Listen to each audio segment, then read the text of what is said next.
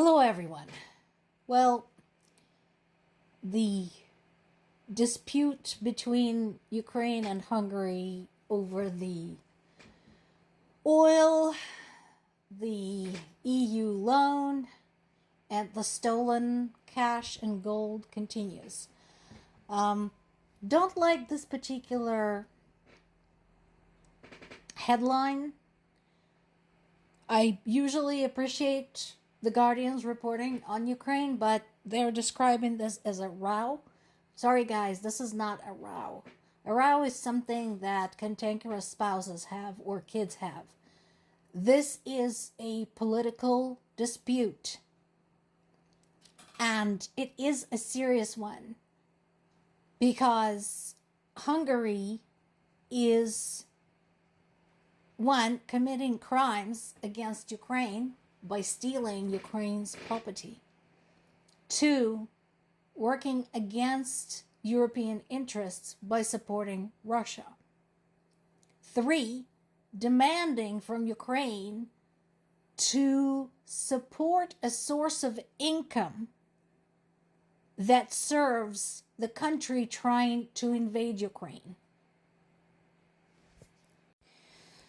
So what is this latest thing all about? Well, apparently Budapest said that they dispatched a delegation for the talks, but the delegation didn't get to talk to anyone, and they were actually denied access into Ukraine.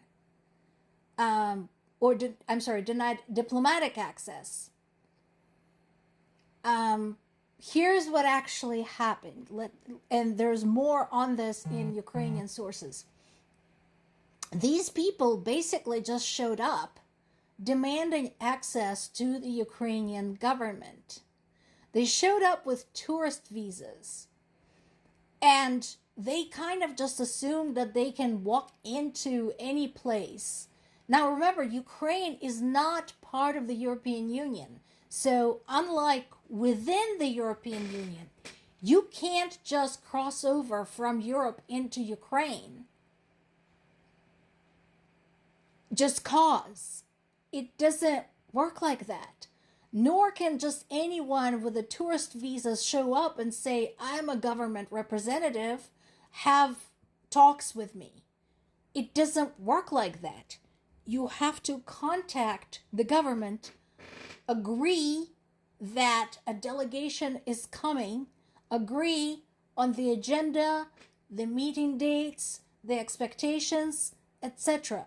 You don't just send somebody and say, well, this is the people who are going to talk to you. So, yeah. And apparently the same group included somebody from Slovakia, which is another country, who has its head up its ass when it comes to Russian oil. And so, yeah, both of them are now pissed off. Basically, the whole situation is highly unprofessional. And again, I'm looking at you, European government. What are you going to do about this? These are your assholes. You need to figure something out about them because they are undermining you and they're making you look bad. And while the U.S. administration continues pressuring Ukraine into negotiating with Russia, Ukraine is working in 3 Gulf states.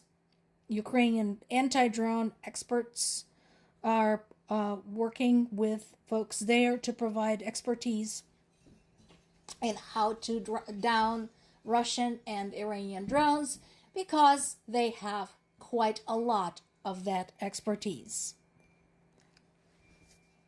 Well, thank goodness G7 had the good sense to refuse easing punitive measures against Russia over the invasion of Ukraine. Thank goodness for that.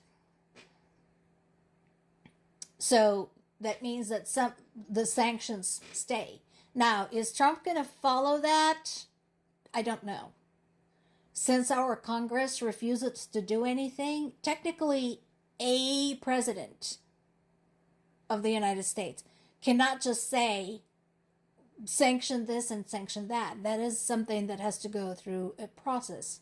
A president cannot single-handedly impose sanctions. But technically, the president cannot declare war or impose tariffs. We all know how that went. Russia continues attacking Ukrainian infrastructure, including an oil pumping station in the Odessa region.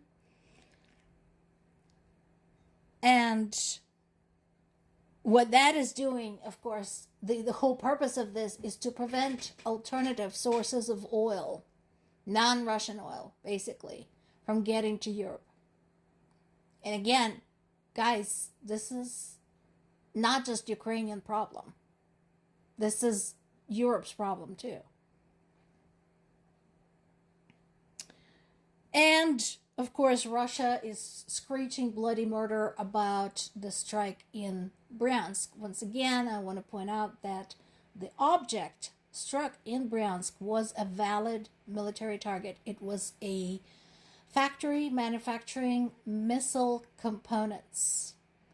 I trust there is no confusion there. I mean, there are some components that can be produced for military or peaceful purposes.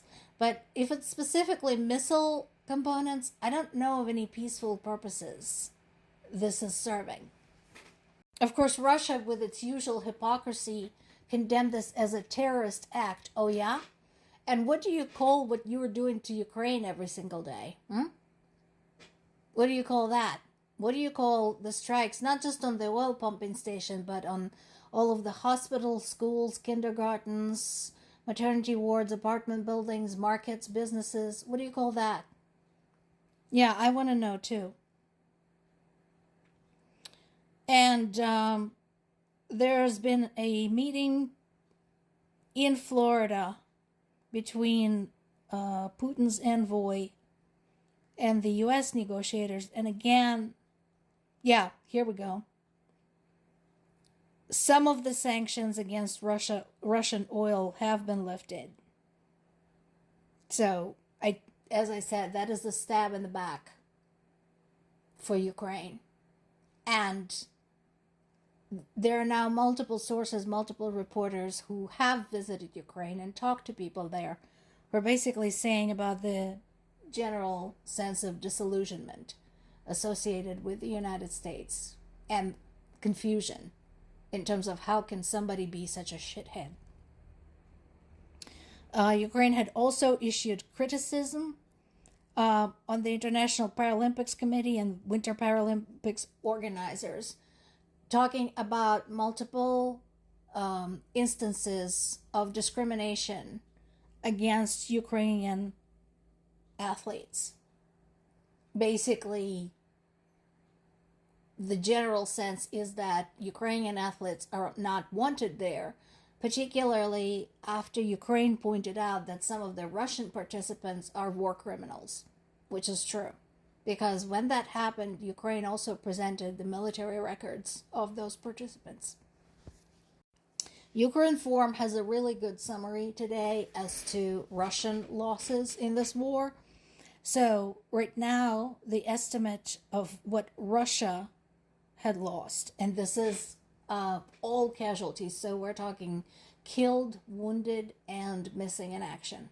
Okay, so 1,276,760 personnel, including 780 killed in the past 24 hours. So for comparison, over the 20 years of war in Afghanistan, the United States lost 2,461 service members and had over 20,000 wounded.